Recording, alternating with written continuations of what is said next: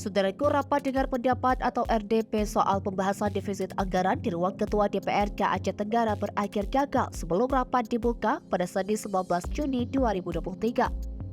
Karena RDP yang dihadiri oleh anggota Dewan, PJ Bupati Aceh Tenggara, Kepala Organisasi Perangkat Daerah atau OPD, dikagetkan dengan suara berbaca.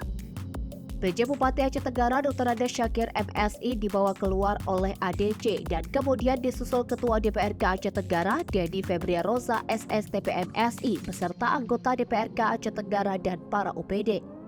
Belakangan diketahui ternyata dua orang dewan yang kesal dengan sikap Pemkab Aceh Tenggara lalu memecahkan piring dalam ruang rapat tersebut.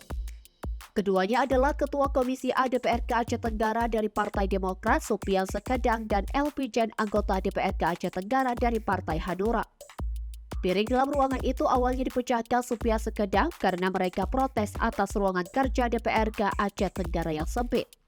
Selain itu, Dewan juga sudah 3 kali melayangkan surat kepada PJ Bupati Aceh Tenggara untuk rapat dengar pendapat di Dewan.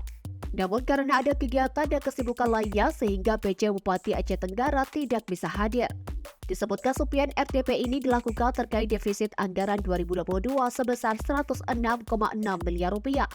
Awalnya disepakati 8,5 miliar rupiah, kemudian naik menjadi 56 miliar rupiah. Lalu kini menjadi membengkak menjadi 106,6 miliar rupiah.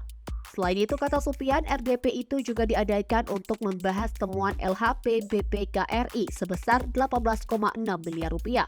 Menurut Supian Sekedang, persoalan defisit ini yang ingin mereka minta penjelasan dari PJ Bupati Aceh Tenggara dalam RDP dengan DPRK Aceh Tenggara.